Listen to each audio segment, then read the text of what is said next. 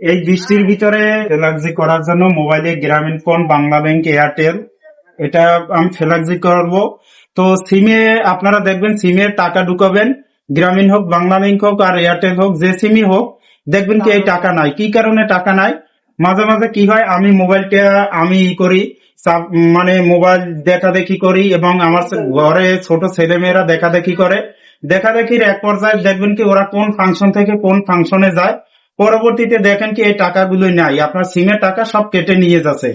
তো এই টাকা কেটে নিতে না পারে, এবং এটা বন্ধ করার জন্য এখনই গ্রামীণ ফোনের একটি অপশন আছে, *121*6*1#, এটা আপনি দিয়ে দেবেন, বন্ধ হয়ে যাবে। আর এয়ারটেল আর রবি হলে *9# দেবেন, আর বাংলা লিংক হলে *121*7*1*2*1#, এটা আপনি দিয়ে দেবেন। দিলে দেখবেন কি আপনার সবগুলি অপশন সব বন্ধ হয়ে যাবে আর টাকা কাটবে না, যে ফাংশনেই থাকেন।